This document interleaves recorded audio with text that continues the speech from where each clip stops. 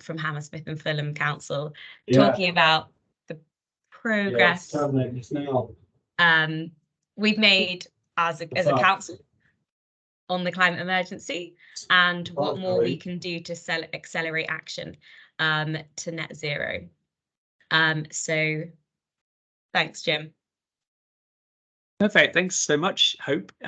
Yes, so H&F 2030, what change have we made? So just be kind of looking at what's been going on in the council and the borough since we declared a climate emergency in 2019, and take a look at what some of the kind of next steps for us are. And just a reminder to everyone to keep on mute if you can during the presentation, and then we'll have some Q&A at the end. So what we'll cover, how we got here, the climate emergency declaration and our strategy, what our emissions trajectory is looking like, the change that we're making, and then what we can expect, what's on the way. So how did we get here? Well, first, just kind of a bit of background on the climate emergency in H&F. I think we're probably all aware by this point that the impacts of the climate and ecological emergency are global, national and local, and as well as global disasters like the recent Canadian wildfires or catastrophic flooding in Italy that we've seen recently. We're seeing the impacts in H&F as well, and anyone who lives locally, I'm sure, will remember the flooding in July 2021, and the kind of current count we have is about 1,500 homes that were impacted by that flooding, maybe more. We learn about new ones all the time. Some were not sort of reported, and also the 2022 heat wave that we had with temperatures reaching 39 degrees in London, which caused critical incidents to be declared in London hospitals. So yeah, the impact's very much both global and local of the climate emergency. So because of the the dire warnings kind of given to us by the Intergovernmental Panel on Climate Change and others, the council declared a climate emergency in 2019. And our climate strategy, climate and ecology strategy, in fact, was the result of a large collaboration between teams and residents. So it followed the recommendations of a resident-led commission who met for 12 months, interviewing experts, council teams, and coming up with their recommendations for the council. And it also involved around 80 officers from teams across the council in 10 themed working groups, sort of thinking about their areas of work and how the council's action could be oriented towards delivering net zero. And it resulted, in summary, in the H&F 2030 Climate and Ecology Strategy. So the strategy has 5 central challenges and 3 enabling work streams. So on the top row, you can see this is where we need to eliminate our emissions. And these include our homes, buildings, and energy, so how we construct, heat, power our built environment. We need to eliminate our emissions from transport as well, so how we move around. And finally, the things we buy and use, and the things that we dispose of as well. So thinking more about our kind of lifestyle emissions, our purchases. On the second row, this is about how we protect people and nature from the changes that are underway. So thinking about our ecology and how we make space for nature, and also thinking about how we adapt to climate change and make ourselves resilient to climate risks like extreme heat and flooding. And then finally, on the bottom, you can see 3 enabling work streams, which are key to ensuring that we can deliver all of these. So our engagement and influence, how we galvanise our communities and help them to act. Our finance and decision making, so how we ensure that every decision supports net zero. And the green economy as well, so how we deliver green skills and jobs for our residents. So let's take a look at our emissions profiles to date. So these are our borough emissions from 2010 up to 2020, the most recent year we have data for, and that's produced by the GLA, London Energy and Greenhouse Gas Inventory. And we can see these emissions have reduced by about 46% since 2010. So improvements particularly in electrical energy efficiency and the decarbonisation of the national grid have particularly kind of supported this. And we know there's still a lot of work to be done to reduce emissions from some of the harder to decarbonise sectors. So particularly around our kind of gas use and transport. And there's much work that we've been doing since 2019, and that is currently underway to do this.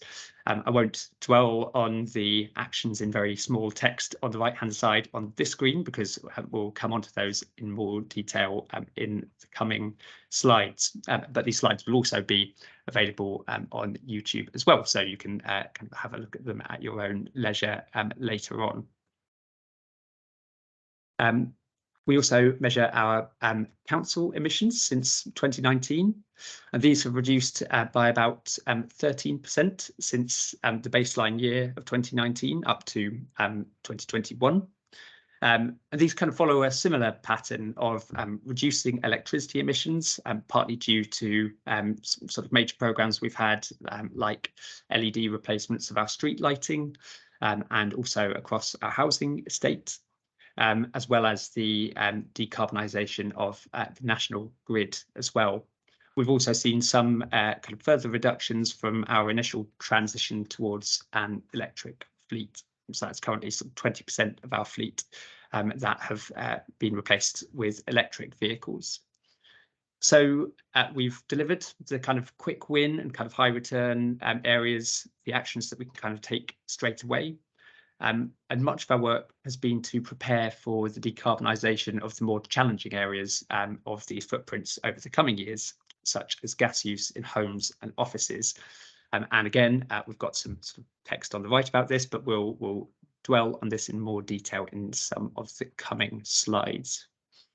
And then I promise this will be the last graph you have to look at.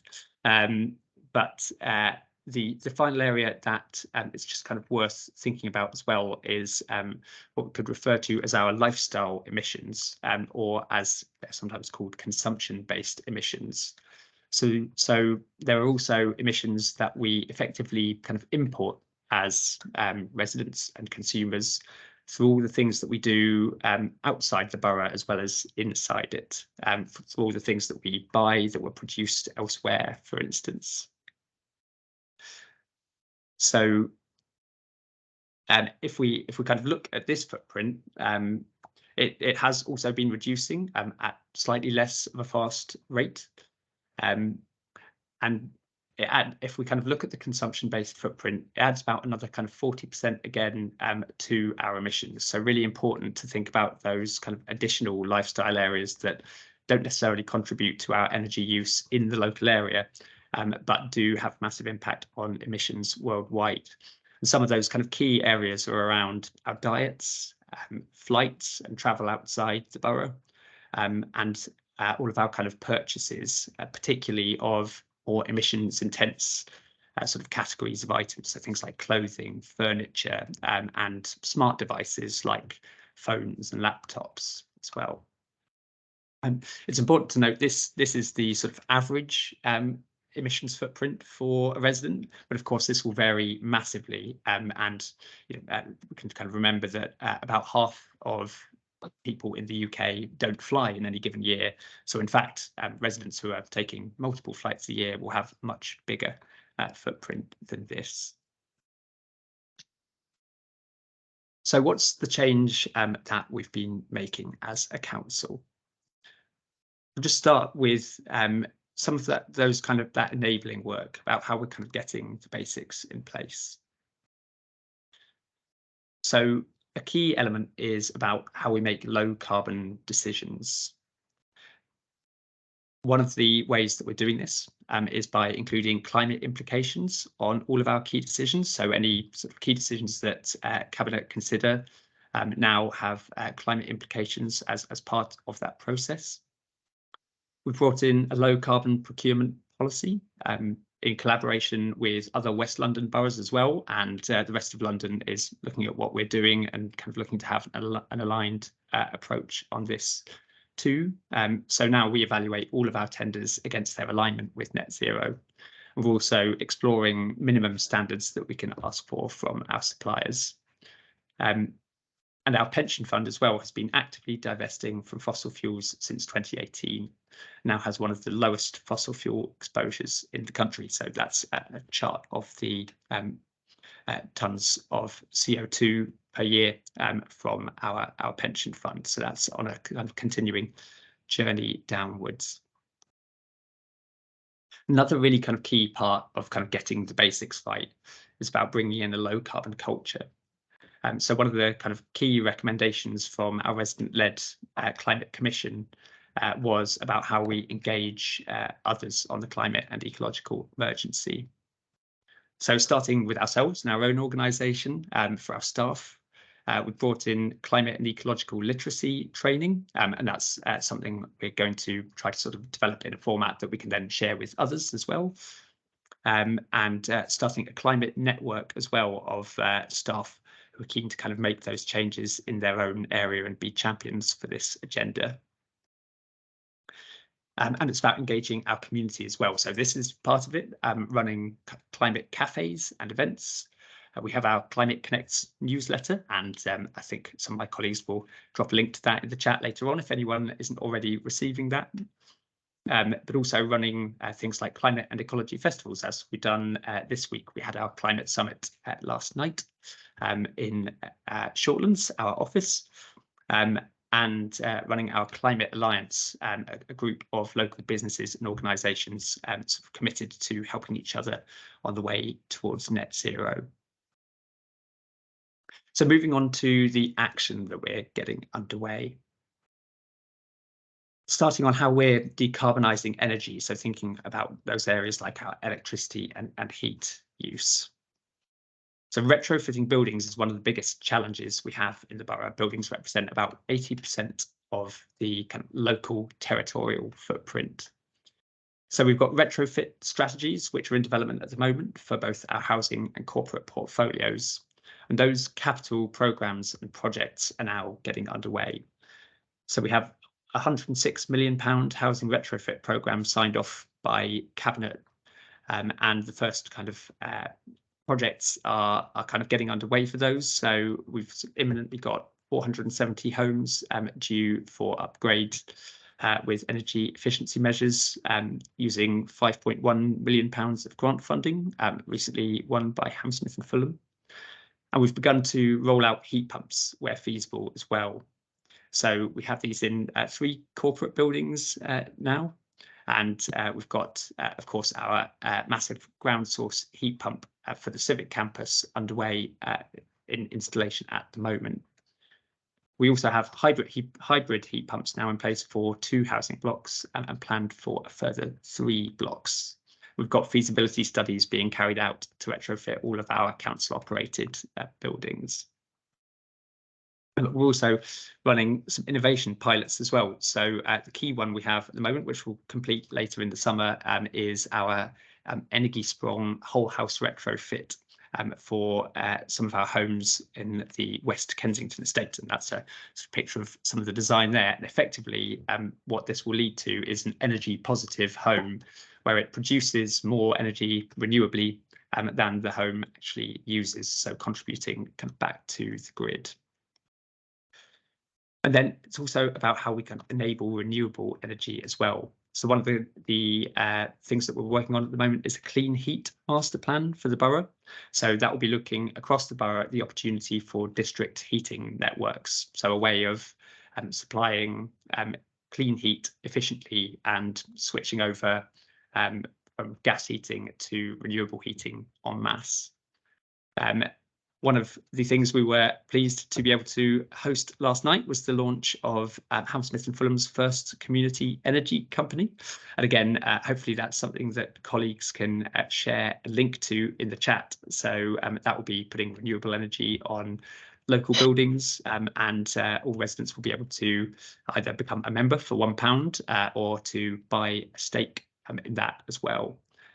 We're also buying 100% renewable energy for our sites on a green energy tariff, but we're looking at developing a direct purchase power agreement. So that would involve the council directly buying renewable energy from a renewable supplier, and that's something kind of being worked on in development with other London boroughs. Time for some lunch. If anyone could just mute anyone who's unmuted at the moment, that would be fantastic. So sustainable developments as well. So about 20% of the buildings, we think by 2050, will be our buildings that don't yet exist today. So our kind of planning framework and how we construct our new buildings is really important. And the council is leading the way on that. So our first 3 developments in our new home building programme are all being built to passive house standards, so the highest possible levels of energy efficiency, and they're going to be fossil fuel free as well, so all serviced by heat pumps, as well as including biodiverse planting with 100% native species. We're also trialling circular design in some of our new building as well. So our Sands End Community Centre is one that uses low carbon materials, including recycled bricks and cross-laminated timber. And then in terms of kind of making sure that the rest of the sort of building landscape is doing this as well, we have our local plan net zero requirement. And something that's been out for consultation recently is our net zero planning guidance, so supplementary planning guidance. And following consultation and incorporating any feedback that we've got from that, that should be published later this year as well. So clean air and transport. Transport is the second largest area of emissions in our borough after buildings.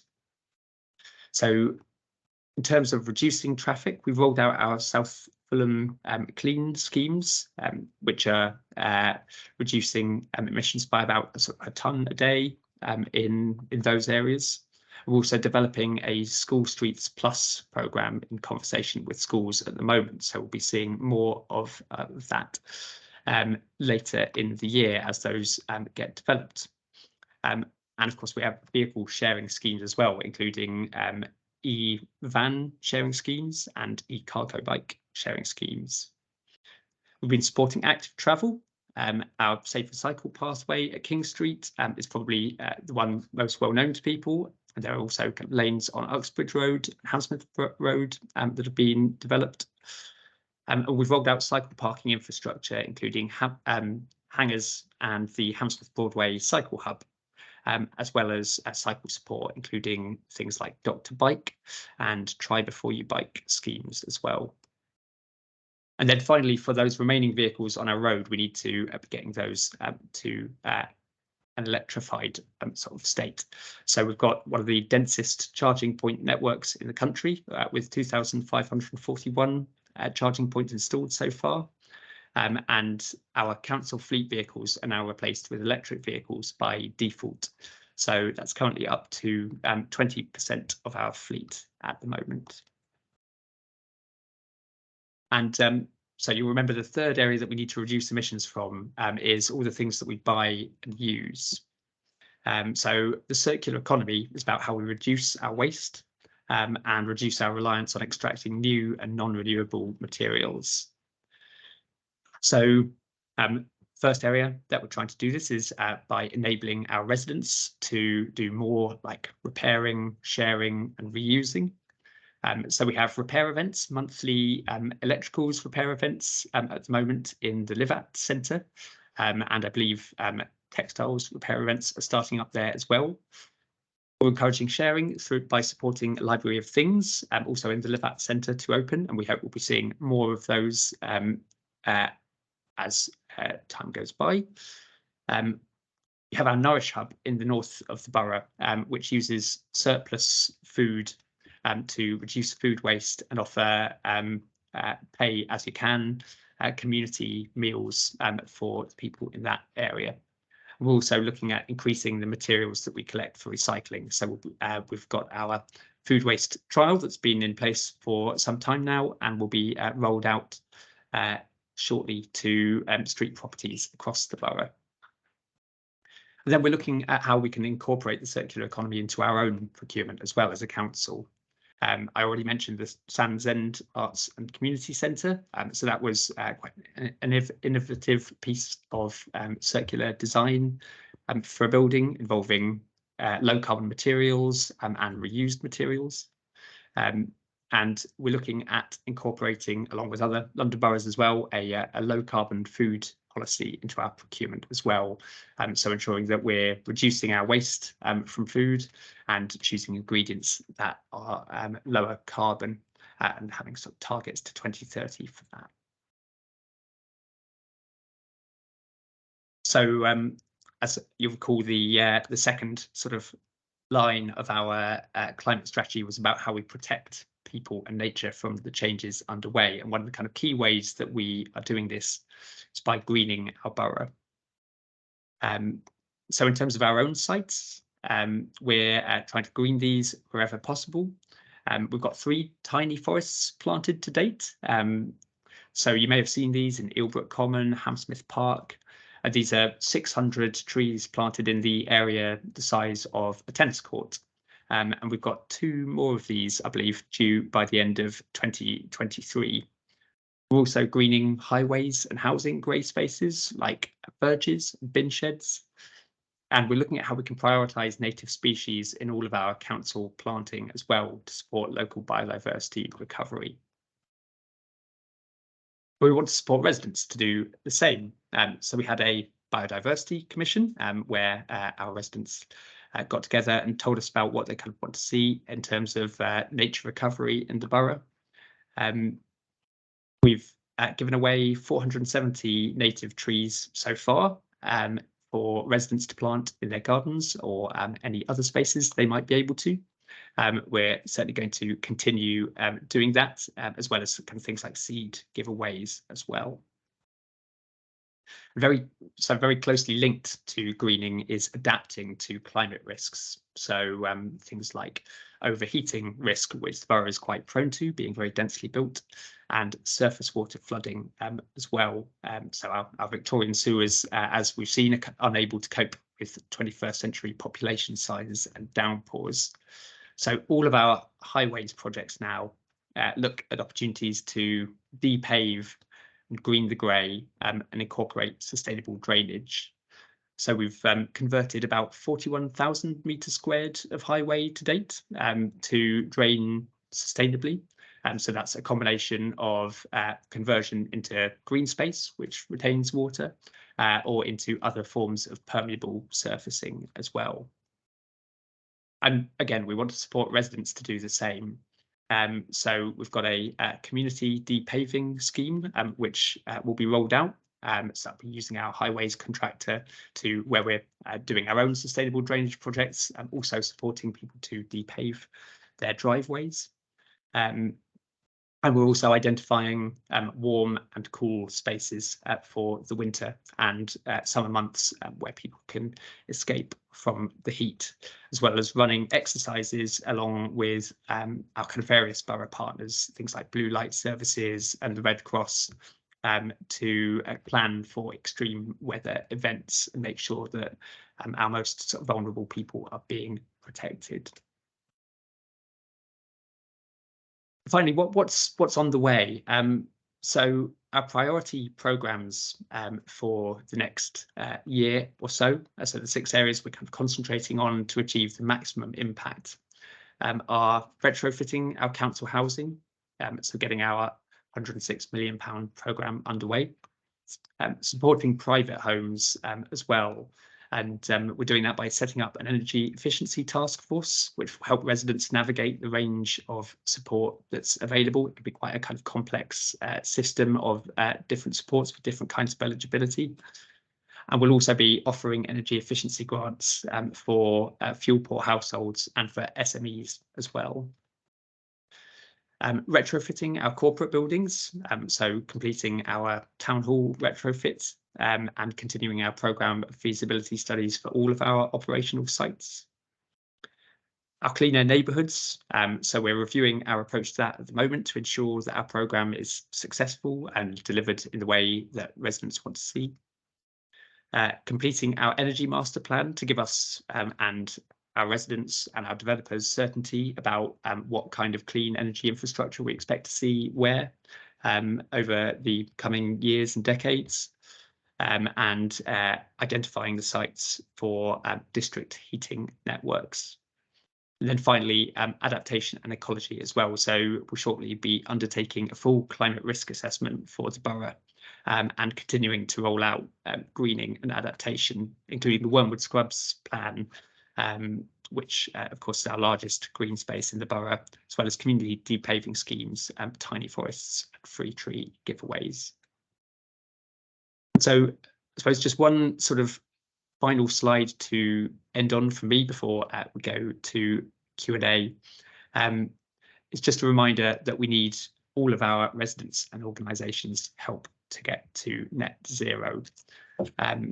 So in terms of the emissions that are under the council's control, about 8% of borough emissions are directly under our control. So things like council offices, council homes, our street lighting and the fleets that we run, that accounts for about 8% of our borough's emissions. And then a sort of further 36% or so is under others' control, but under areas that we can influence through our policies. So this includes things like switching car trips to walking, cycling and public transport, ultimately a decision that individuals and businesses make, but that we can kind of support through our road policies. And areas like new developments and new homes buildings, as well as our spending with local businesses. But then the largest chunk of our borough's emissions are more or less entirely under others' control, so about 56%. And it's not to say that we can't engage and influence on these areas, but for the most part, the council has very limited influence over these areas. So these include things like our diets, how much we fly and travel, home energy efficiency in the private homes sector as well, the extent to which we engage in the circular economy and reduce the amount that we buy new. So things like buying secondhand, repairing, reusing and sharing, and reducing the amount of waste that we create. And of course, as well as all your help as local individuals, businesses, what we absolutely critically need is supportive government policy and investment, particularly to enable the more challenging, costly transitions, such as energy efficiency and heat pumps as well. So that is a whistle-stop tour of some of the work that we have underway at the moment. I hope that has been interesting, and very happy to take any questions that people might have. Thanks, Jim. We did have a few questions in the chat, and we've answered